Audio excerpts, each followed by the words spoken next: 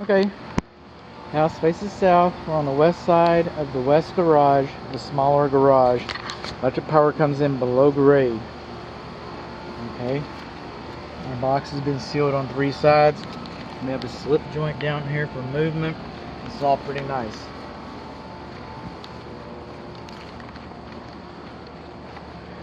Inside the west garage, the smaller garage, the west interior wall.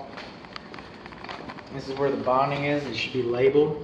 We should be able to see our conduit in here, not our conductor in here. But there should be a rebar that those 2 wires are connected to, so that you'd have positive determination. You could positively determine that you had grounding. I mean, you can't. Coming in here, it's 200 amp service. We do not have an energy notice posted inside of here. We do not have duplicity. The manufacturer wants duplicity. And then this is supposed to be labeled with printing. See, HSE, Houston Stafford Electric. That's printing. This is handwriting. Okay? I didn't make that rule up. Code made that up. I didn't make that rule up. The manufacturer came up with that idea.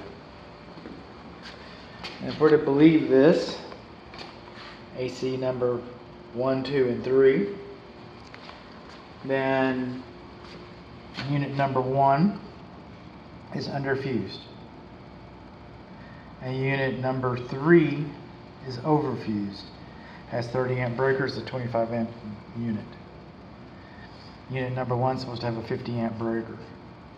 So what does it mean if a breaker is underfused? Well, it means that it's going to can trip prematurely when it's not necessary to save the equipment. So it'd be a nuisance trip. Okay? But if it's overfused, well, that means that it won't trip in a timely manner to save the equipment. So we got one that's underfused and one that's overfused. We got debris inside the cabinet. We got house paint inside the cabinet. We've got bundling. And we're supposed to bring 2 wires in at a time. That's very common. I hate discounting my work.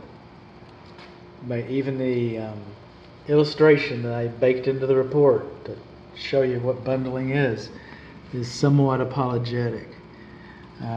If you took this house down to the studs, replace the electric service panel, for example, and cut it all out, you'd probably correct it at that time. I would never dissuade my client from seeking perfection, but there's that.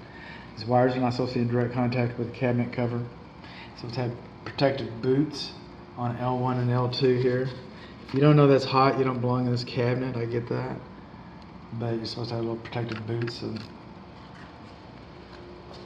coming on along, we only have AFCI in the bedrooms. This is the way I test it.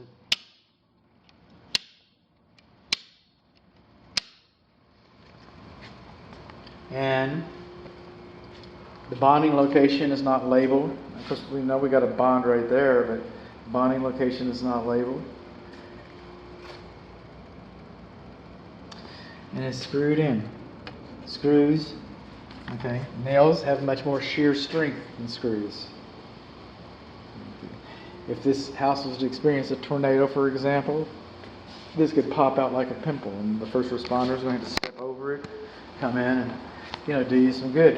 If it was nailed in, it'd likely, hopefully it'd have a better chance anyway of staying with, some lumber, so it's, fewer pieces, that kind of thing.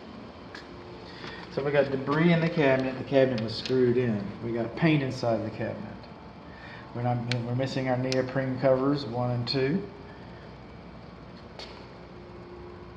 We got bundling. And we've also got an open knockout hole right there.